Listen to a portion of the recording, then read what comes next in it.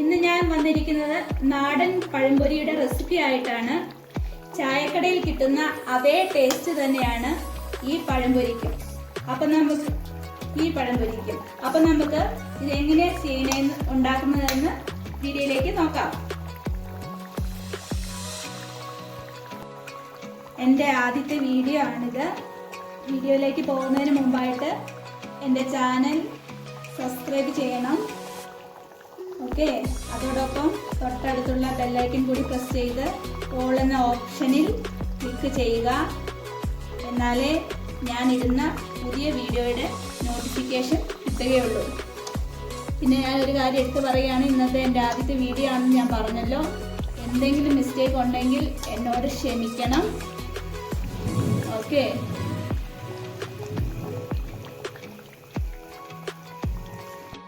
ആദ്യം നമുക്ക് പഴംപൊരിയുടെ ബാറ്റർ റെഡിയാക്കാം. അതിനായിട്ട് ഞാൻ ചെറു ചൂടുവെള്ളം എടുത്ത് വെച്ചിട്ടുണ്ട്. തണുത്ത വെള്ളം ഒരിക്കലും ചേർത്ത് കൊടുക്കരുത്.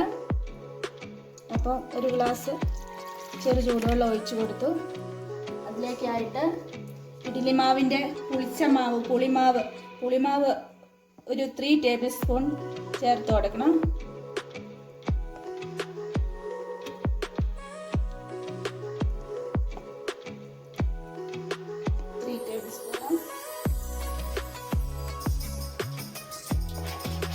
നല്ലതായിട്ട് ഇളക്കി യോജിപ്പിച്ച് കൊടുക്കാം. ചായക്കടയിലൊക്കെ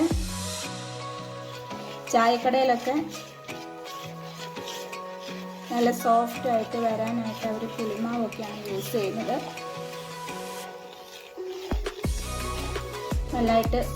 പുളിമാവ് നല്ലതായിട്ട് യോജിച്ച് വന്നിട്ടുണ്ട്. ഇനി അതിലേക്ക് സ്വല്പം മഞ്ഞൾപ്പൊടി ഇട്ട് കൊടുക്കാം.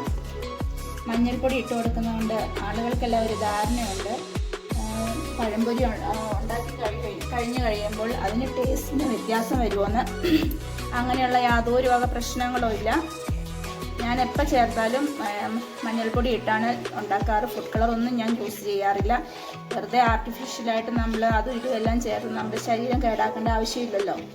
അപ്പോൾ അതും നല്ലതായിട്ട് മിക്സ് ചെയ്തിട്ടുണ്ട്. ഇനി നമുക്ക് വേണ്ടതായ പൊടികളെ ഇട്ട് കൊടുക്കാം. 1.5 കപ്പ് മൈദ, 1.5 കപ്പ് വേണ്ട, 1 കപ്പ് മൈദയാണ് ഞാൻ യൂസ് ചെയ്യുന്നത്. ഓക്കെ, അടുത്തത് കടലമാവാണ് ഇടാൻ പോകുന്നത്. കടലമാവ് ചേർത്ത് ചായക്കടക്കാരുടെ ഒരു പ്രത്യേക ഒരു സീക്രട്ട് ഇൻഗ്രീഡിയൻ്റ് കടലമാവ്. നല്ല സോഫ്റ്റായിട്ട് വരാനും എല്ലാത്തിനും കടലമാവ് പ്രയോജനം ചെയ്യും. അടുത്തതായിട്ട് 2 ടേബിൾ സ്പൂൺ ഷുഗറാണ്. ഞാനൊരു സ്വല്പം സോഡാപ്പൊടിയും കൂടി ചേർത്ത് കൊടുക്കുന്നുണ്ട്. കാരണം എന്നാന്ന് വെച്ച് കഴിഞ്ഞാൽ ഇപ്പോൾ ഇവിടെ സമയം 4 മണിയായി. പിള്ളേർക്ക് വിശക്കത്തില്ല. അത് കാരണം ഇനി 2-3 hours ഒന്നും വെച്ചുകൊണ്ടിരിക്കാനുള്ള സമയമില്ല. അത് കാരണം പെട്ടെന്ന് റെഡിയാക്കാനുള്ള ഇതിൽ ഞാൻ ഒരു 1/2 ടീസ്പൂൺ സോഡാപ്പൊടിയും കൂടി ചേർത്ത് കൊടുത്തിട്ടുണ്ട്. ഇനി എല്ലാം നന്നായി ചേർത്ത് ഒരു പിഞ്ച് ഉപ്പും കൂടി, മധുരം എല്ലാം ബാലൻസ് ചെയ്യാനായിട്ട്. ഇനി എല്ലാം കൂടി മിക്സ് ചെയ്ത് കൊടുക്കുക. കട്ടയൊന്നും വരാൻ പാടില്ല. നല്ലതായിട്ട് ഉടച്ച് മിക്സ് ചെയ്ത് കൊടുക്കുക. ഇഡ്ഡലി മാവിൻ്റെ പരുവത്തിൽ വേണം നമ്മുടെ മാവ് ഇരിക്കാനായിട്ട്.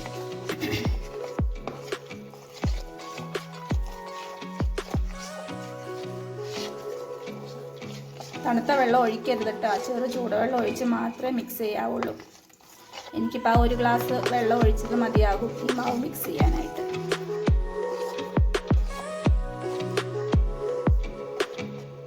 ഞാൻ സ്പൂൺ മാറ്റിയിട്ട് വിസ്ക് എടുത്തു. ആ കട്ടയുള്ളതെല്ലാം നല്ലതായിട്ട് ഉടഞ്ഞ് നല്ല സോഫ്റ്റായിട്ട് വരും മാവ്. നല്ലതായിട്ട് ബീറ്റ് ചെയ്ത് കൊടുക്കണം. എന്നാലേ നമ്മുടെ പഴംപൊരി നല്ല സോഫ്റ്റായിട്ട് വരത്തുള്ളൂ.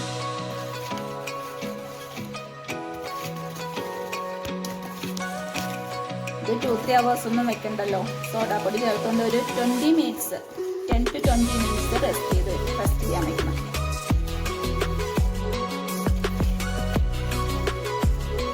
ഇപ്പം പഴംപൊരിക്കുള്ള ബാറ്റർ ഇവിടെ റെഡി ആയിട്ടുണ്ട്. കണ്ടോ, ഇഡ്ഡലി മാവിൻ്റെ പരുവത്തിലാണ് ബാറ്റർ ഇരിക്കുന്നത്. ഒരു കട്ട പോലും കാണാനില്ല. വിസ്ക് ഉപയോഗിക്കുകയാണെങ്കിൽ ഉള്ള കട്ടകളെല്ലാം നല്ല പോയി നല്ല സോഫ്റ്റ് ആയിട്ട് വരും ബാറ്റർ. ഇനി നമുക്ക് സോഡാപ്പൊടി ഇട്ടതല്ലേ, ഇനി നമുക്കൊരു 10 to 20 മിനിറ്റ്സ് റെസ്റ്റ് ചെയ്യാനായിട്ട് നമുക്ക് വെക്കാം. അപ്പോഴത്തേന് ആ സമയത്ത് കൊണ്ട് നമുക്ക് പഴമെല്ലാം റെഡിയാക്കി എടുക്കാം. അപ്പോൾ പഴം ഞാൻ എടുത്ത് വെച്ചിട്ടുണ്ട്. ഇത് വലിയ പഴമായിരുന്നു. അപ്പോൾ ഒരു പഴം ഞാൻ 3 ഭാഗമായിട്ടാണ് കട്ട് ചെയ്തേക്കണം. കണ്ടോ പഴത്തിൻ്റെ തിക്നെസ് കണ്ടോ?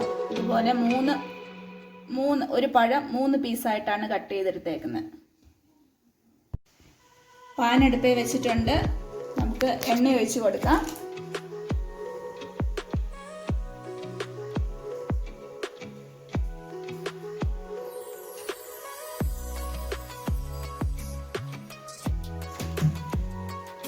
ഇച്ചിരി അധികം എണ്ണ വേണം, പഴംപൊരി മുങ്ങിക്കിടക്കണമല്ലോ. ഇനി എണ്ണ നല്ലതായിട്ട് ചൂടായിട്ട് വരട്ടെ. അപ്പോൾ എണ്ണ നല്ലതായിട്ട് ചൂടായി വന്നിട്ടുണ്ട്. അപ്പം മാവിലോട്ട് പഴം മുക്കി എണ്ണയിലോട്ട് ഇടാൻ പോവുകയാണ്.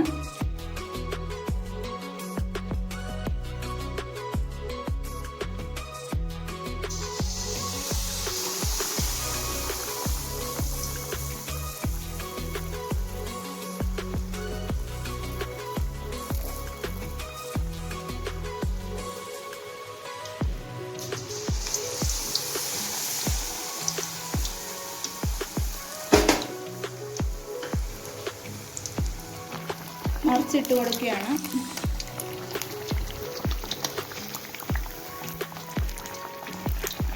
പൊങ്ങി നല്ല സോഫ്റ്റ് ആയിട്ട് വന്നിട്ടുണ്ട്. കണ്ടോ?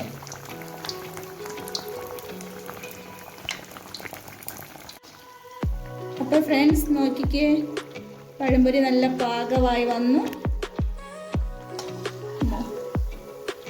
ഇപ്പൊ ഇവിടെ ഉണ്ടല്ലോ നല്ല ഇടിയും മഴയാണ്.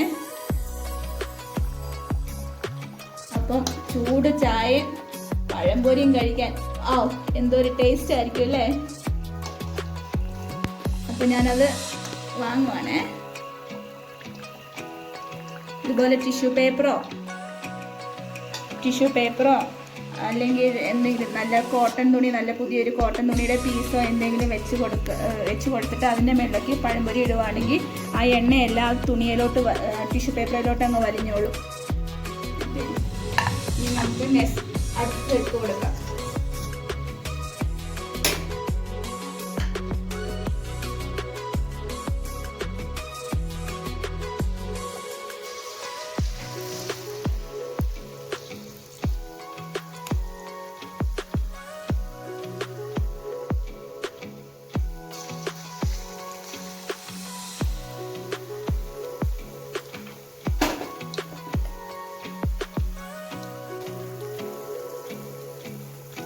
രണ്ടാമത്തെ പാർട്ടിട്ട് പഴംപൊരി ആയി വന്നിട്ടുണ്ട്. സ്വൽപ്പടെ ആവണമെന്ന് തോന്നുന്നു. ഏതായാലും ഇച്ചിരി നേരോടെയും കിടക്കട്ടെ. അപ്പോൾ ഇത് ഏകദേശം റെഡിയായി വന്നിട്ടുണ്ട്. ഞാനിത് പാത്രത്തിലോട്ട് മാറ്റാൻ പോവുകയാണ്.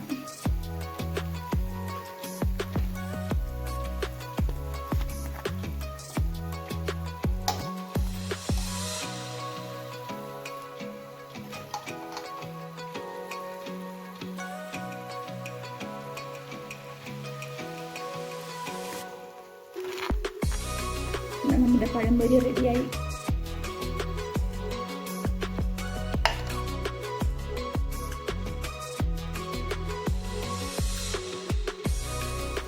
അപ്പൊ നല്ല ചൂട് ചായയും നല്ല ആവി പറക്കുന്ന നല്ല ചൂട് ചായയും നല്ല പഴംപൊരിയും ഈ മഴയും ഇടി വെട്ടുമ്പോൾ നമ്മൾക്ക് കഴിക്കാം. അപ്പോൾ ഈ റെസിപ്പി എല്ലാവരും ട്രൈ ചെയ്ത് നോക്കണേ. ഇഷ്ടപ്പെട്ടാൽ കമൻറ്റ് ബോക്സിൽ കമൻറ്റ് ചെയ്യാൻ മറക്കരുത്. ലൈക്ക് ചെയ്യണം, ഷെയർ ചെയ്യണം, സബ്സ്ക്രൈബ് ചെയ്യണം. നിങ്ങളുടെ ഫ്രണ്ട്സിനും റിലേറ്റീവ്സിനും എല്ലാവർക്കും ഷെയർ ചെയ്യണം. അപ്പം നെക്സ്റ്റ് വീഡിയോ ആയി വരുന്നത് വരെ ഓക്കെ, ബൈ.